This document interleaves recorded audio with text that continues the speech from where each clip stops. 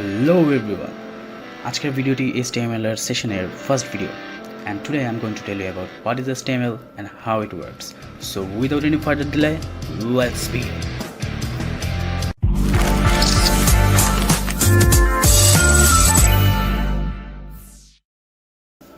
তো HTML ব্যাপারে জানতে হলে ফার্স্ট জানতে হবে HTMLটা আসলে কেন ব্যবহার করা হয় বা এটা মানেটা কি আসলে। HTML এর ফুল ফর্ম যদি আমরা বলি তাহলে হাইপার টেক্সট মার্কআপ ল্যাঙ্গুয়েজ। একটু দেখি এই wtschools.com এখানে আসলে আপনি সব কিছু টিউটোরিয়াল লিখিত ফর্মে পেয়ে যাবেন। প্রত্যেকটা জিনিস খুব ডিটেলসে দেওয়া আছে। তো যেমন এই যে HTML এর ফুল মিনিং কি? Hyper text markup language. এখন এই হাইপার টেক্সট মার্কআপ ল্যাঙ্গুয়েজ এটা আসলে কী জন্য ব্যবহার হয়? তো যারা আমার ফার্স্টের ভিডিওটা দেখছেন যে ফ্রন্ট এন্ড ডেভেলপমেন্ট কেন এবং ব্যাক এন্ড ডেভেলপমেন্ট কেন, সেখানে খুব ক্লিয়ারলি বলে দেওয়া আছে যে ফ্রন্ট এন্ড ডেভেলপমেন্টের মধ্যে তিনটা ল্যাঙ্গুয়েজ খুব পপুলার এবং ওই তিনটাই আসলে আমাদের ব্রাউজার বুঝতে পারে যে হ্যাঁ আমাদেরকে এই অর্ডার দিলে আমাদের এটা করতে হবে। তো ওইখানে সবার প্রথমে যে ল্যাঙ্গুয়েজটা আমাদের শিখতে হবে সেটা হচ্ছে HTMLটা আসলে এই যে আমরা টেক্সট দেখতে পাচ্ছি, এখানে টেক্সট আছে, কিছু টেক্সট এখানে দেখেন বাম পাশে, কিছু টেক্সট ডান সাইডে, আবার কিছু উপরের মধ্যে এরকম হোভার করলে ব্যাকগ্রাউন্ডটা কালো হয়ে যাচ্ছে। এগুলো আসলে সব কিছু HTML দিয়ে স্ট্রাকচার বানানো। মানে আমি যখন কোনো একটা কিছু বানাবো বা এই লেখাগুলো লিখবো, প্রথমে আমাদের দরকার একটা স্ট্রাকচার। যেমন ধরেন এই যে এই স্ট্রাকচারটা, আমরা যদি এখান থেকে একটু পড়ে যাই, দেখেন কোডটা এরকম দেখতে হবে HTML এর। আর এটা যখন আমাদের ব্রাউজারে আসবে তখন দেখতে হবে এরকম। আমাদের ব্রাউজার কিন্তু নর্মালি বুঝে না যে আসলে, যেমন হচ্ছে সাপোজ ওয়ার্ডে যখন আমরা লিখি যে হচ্ছে গিয়ে হ্যাঁ টেক্সট অ্যালাইন সেন্টারে ক্লিক করলে সেন্টারে চলে যায়, বা লেফটে ক্লিক করলে লেফটে চলে যায়। আমরা ইনক্রিজ সাইজ কীভাবে করি? জাস্ট ভলিউম বাড়াই দিই, 16 থেকে 18 20 করে দিই, সাইজটা বড় হয়ে যায় টেক্সটের। বাট আপনার ওয়েবসাইটে যখন আপনি কোনো কন্টেন্ট দিবেন তখন কিন্তু সেটারে হচ্ছে আপনি ওরকম বলে দিতে পারবেন না, মানে কোনো অপশন থাকবে না, আপনাকে সব কিছু লিখে করতে হবে। যখন আপনি এরকম কিছুটা লিখবেন তখন এই জিনিসটাকে আপনার ব্রাউজার তার নিজের ব্যাকএন্ডে চেক করবে যে এটার মানে কি, তখন সে সেটাকে এরকম ফর্মে শো করাবে। যেমন প্রত্যেকটা জিনিস এখানে বানানো, এগুলো সব কিছু HTML CSS বা এই টাইপের দিয়ে বানানো। তো এই তো গেল আসলে HTML। তো HTMLটা নর্মালি যদি আমরা একটু হিস্টোরিটা বলি, তো এটা ফার্স্ট অফ অল ইনভেন্টেড হয় হচ্ছে 1991 সালে বার্নার্স-লি এর মাধ্যমে। তো এরপর সেটার অনেক ভার্সন আসছে, যেমন 2.0, 3.2, 4.01 অনেক। তো বর্তমান যে ভার্সনটা চলতেছে সেটা হচ্ছে HTML 5.2। তো সেটাকে লেখা হয় হচ্ছে এরকম ফার্স্টে ডক টাইপ HTML লিখতে হয়। আমরা একবারে বেসিক থেকে শুরু করি। হ্যাঁ, তো গেলাম, আমরা এখানে একটা ফাইল ক্রিয়েট করব HTML এর জন্য। সর্বপ্রথম যে দরকার সেটা হচ্ছে আপনার কোথাও তো HTML ফাইলটা লিখতে হবে, তাই না? তো একটা টেক্সট ডকুমেন্টে যাবেন, এই যে নিউ থেকে টেক্সট ডকুমেন্ট এখানে। এখন একটু যদি আচ্ছা একটা ফাইলের নাম দিয়ে নিই, সাপোজ new.txt। এখন এখানে দেখেন new.txt, এখানে ডটের পরে আবার txt, এটা জিনিসটা কি? এটা আসলে এক্সটেনশন। যে কোনো ফাইলের একটা এক্সটেনশন থাকে। যেমন অ্যান্ড্রয়েডের ক্ষেত্রে আপনারা অনেকে দেখে থাকবেন যে হচ্ছে যে অ্যাপ ডাউনলোড করি, সেই অ্যাপের ফাইলের এক্সটেনশন কি থাকে? .apk, তাই না? আবার হচ্ছে কোনো ছবির ফাইলের কোনো ছবি যখন হয় সেই ছবির এক্সটেনশন থাকে .png অথবা .jpg, বা ভিডিওর এক্সটেনশন কি? MP4, তাই না? AVI, অনেক কিছু থাকতে পারে। তো ওরকম এই এক্সটেনশনটা HTML এর ক্ষেত্রে HTML-ই হতে হবে। যেমন এটা হচ্ছে আমি টেক্সট ফর্মে লিখি, তাহলে এটা HTML থাকবে না। ফার্স্টে আমাদের করণীয় কি? একটা টেক্সট ফাইল নিব, সেটাকে রিনেম করব। এই যে এই ডটের পরে সাপোজ নিউ, আমরা পুরোটাই লিখি new.html, ঠিক আছে? তারপরে এটাকে সেভ করে দিলাম।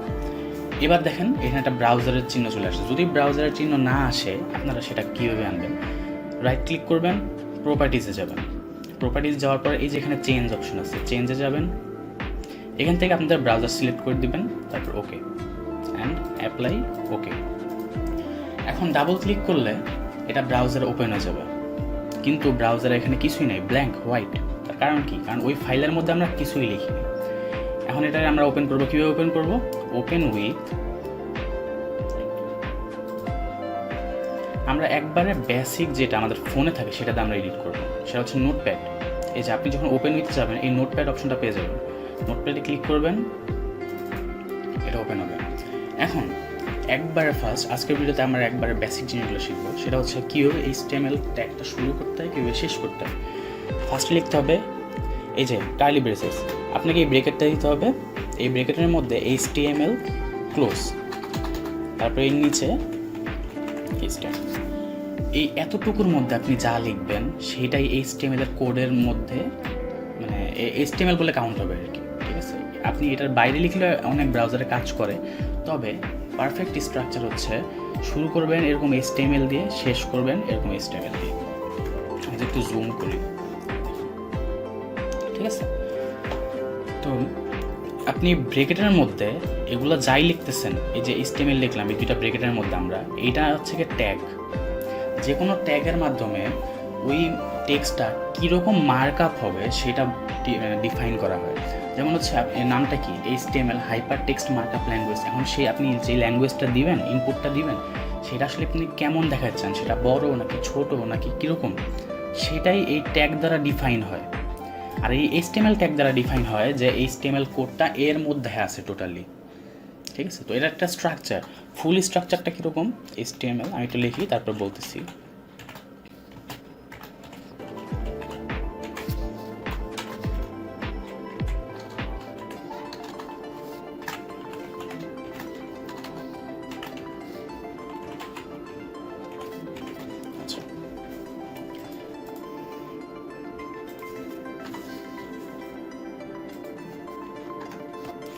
হ্যাঁ, তো এই HTML এর মধ্যে দুইটা পার্ট থাকবে, একটা হচ্ছে হেডার পার্ট বা হেড, আরেকটা পার্ট থাকবে হচ্ছে বডি।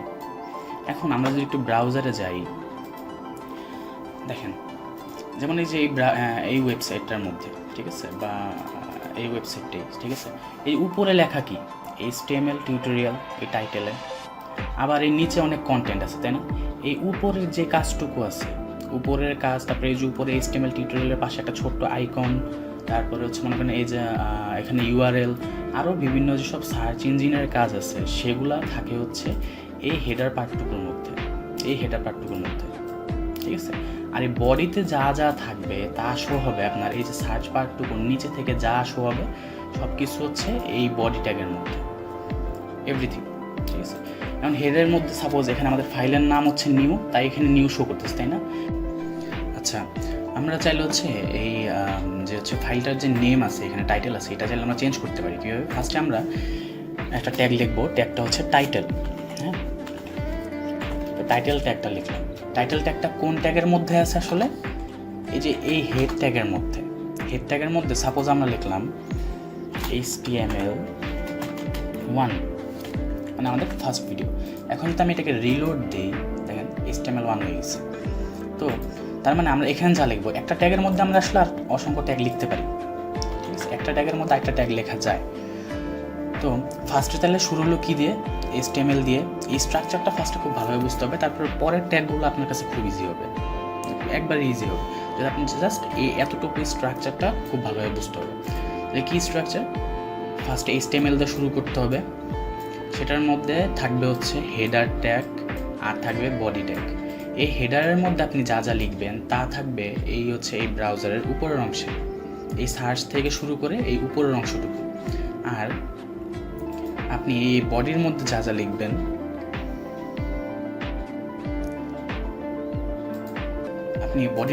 লিখবেন, সেগুলো সবই এখানে। সাপোজ আমি বডির মধ্যে লিখলাম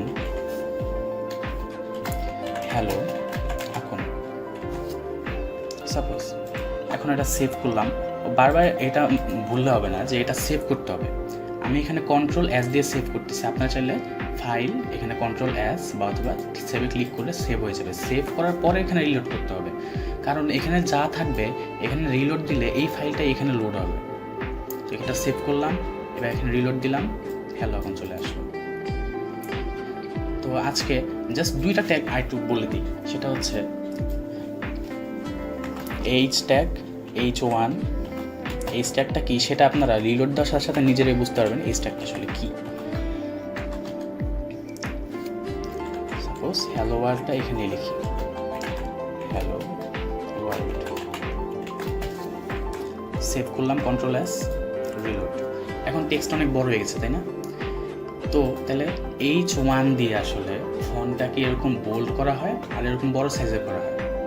এখন H1 এরকম সেম আরও 5টা ট্যাগ আছে, সেটা হচ্ছে সেম। আমি জাস্ট এটা কপি করি, পেস্ট করলাম। এটা হচ্ছে H2, সেমভাবে H3, তারপর H4,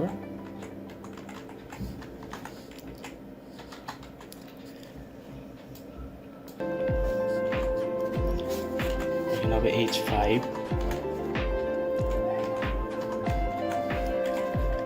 H6। তো H6 পর্যন্ত আসলে এই হেডিংটা কাউন্ট হয়। H6 পর্যন্ত আসলে পোর্টটা আছে, H1 থেকে H6। তো একটু রিলোড দিলেই এটা ডিফারেন্সটা আপনার কাছে ক্লিয়ার হয়ে যাবে। দেখেন এখানে H1টা আসলে কীরকম, সবচেয়ে বড়, H2টা কীরকম, তার চেয়ে একটু ছোটো, এরকম সিকোয়েন্সলি এটা ছোটো থাকে, এটা সাইজটা ডিক্রিমেন্ট হতে থাকে আস্তে আস্তে। তাহলে H6টা হচ্ছে সবচেয়ে ছোটো, H1 হচ্ছে সবচেয়ে বড়, আর এর মাঝখানে মানে এরপরে আসলে H7 বা 8 এগুলো কিছু নেই। H1 থেকে H6 পর্যন্ত H1-এর এই সাইজটা আসলে পিক্সেলে কাউন্ট হয়, প্রত্যেকটা সাইজ EMA কাউন্ট হয়। তো পিক্সেলে বলতে গেলে H1টা আসলে হচ্ছে 32 মনে হয়, 32। তারপরে হচ্ছে H2 24, 18 point something, H3, H4 এর সাইজ হচ্ছে 16 পিক্সেল, H5 হচ্ছে 13 পিক্সেল, আর সবচেয়ে ছোটো H6 হচ্ছে গিয়ে 10 পিক্সেল। তাহলে বোঝা গেল, তার মানে এই যে এখানে যে একটু বড় করে লিখে দেওয়া আছে, তাই না? তার মানে এটা কি H1 থেকে H6 এর মধ্যে কিছু একটা, এতক্ষণে আমরা বুঝতে পারলাম। এই যে এক্সাম্পল লিখে দেওয়া আছে, এটা ওই H1 থেকে H6 এর মধ্যে কিছু একটা হবে। তার মানে আমরা হেডারটা দিতে পারতেছি, যেরকম হেডার বা হেডিং দিতে পারতেছি এই H1 থেকে H6 এর মাধ্যমে। আর আরেকটা যদি জেনে রাখি, সেটা হচ্ছে P ট্যাগ বা প্যারাগ্রাফ ট্যাগ। এটাও সেমভাবে লেখা হয়। আপনি যদি জাস্ট প্রত্যেকটা মানে বুঝেন, তাহলে প্রত্যেকটা আপনি নিজে থেকে লিখতে পারবেন। এই যে P ট্যাগ লিখলাম, হ্যাঁ, তারপরে লিখলাম suppose I am from Bangladesh, এটা লিখলাম। তো এইটা কীরকমভাবে শো হয় আমরা একটু রিলোড দিয়ে দেখি। হ্যাঁ, রিলোড দিলাম, এই দেখেন আই এম ফ্রম বাংলাদেশ। তো এটা আসলে অনেকটা H5-এর মতো, অর্থাৎ এটা অলমোস্ট 13 থেকে 16 পিক্সেল, বাট এটা কিন্তু কোনো বোল্ড না। যদি একটু জুম ইন করি, দেখেন এখানে এটা ছোট হলেও কিন্তু এটা কিন্তু একটু বোল্ড করা, এটা কিন্তু কোনো বোল্ড না। তো পি দিয়ে নর্মালি প্যারাগ্রাফের যেসব টেক্সট আছে, প্লেন টেক্সট বা নর্মাল টেক্সট, সেগুলো লেখা হয়। যেমন দেখেন এখানে উদাহরণের মধ্যে আছে H1 ট্যাগটা কীরকম, এই যে এরকম বড়, পি ট্যাগটা কীরকম, একটু ছোট বা প্যারাগ্রাফের মতো। এই যে এখানে সাপোজ এই যে এই লেখাটা লেখা হয়েছে হচ্ছে হেডার ট্যাগ দিয়ে বা H ট্যাগ দিয়ে, হেডার 1 2 3 এরকম কিছু একটা। আর তাহলে এগুলো গিয়ে দিয়ে লেখা হয়েছে, আমরা ধরে নিতে পারি যে এগুলো পি ট্যাগ দিয়ে লেখা হয়েছে, যেমন যে এই টেক্সটগুলো পি দিয়ে লেখা। তো এতটুকু বুঝতে পারলাম, এতটুকু সবাই বারবার প্র্যাকটিস করবেন আর ট্রাই করবেন এটা প্যারাগ্রাফের মতো লেখা। Suppose about corona virus, present situation of Bangladesh, anything, ঠিক আছে? যে কোনো একটা প্যারাগ্রাফ, সেখানে আপনার হেডার দিবেন হচ্ছে H1 থেকে H6, সেগুলোর মধ্যে যেগুলো টাইটেল ইউজ করবেন, সাপোজ ইন্ট্রোডাকশন এনিথিং, তো সেগুলো ইউজ করতে পারেন H3 H4। এরপরে প্যারাগ্রাফ যখন লিখবেন, সেগুলোর মধ্যে পি ট্যাগ ইউজ করতে পারেন, এরকম করে একটা প্যারাগ্রাফ সাজাতে পারেন ফার্স্ট এক্সারসাইজের জন্য। আজকের ভিডিও এই পর্যন্তই। নেক্সট ভিডিওতে আমি কিছু ইনলাইন ট্যাগ নিয়ে কথা বলবো, আর ইনলাইন ট্যাগ আর হচ্ছে গিয়ে আমাদের ব্লক এলিমেন্ট কী জিনিস, এগুলো নিয়ে কথা বলবো। সো আজকের জন্য এই পর্যন্তই। So subscribe my channel and click the bell icon below to get notified.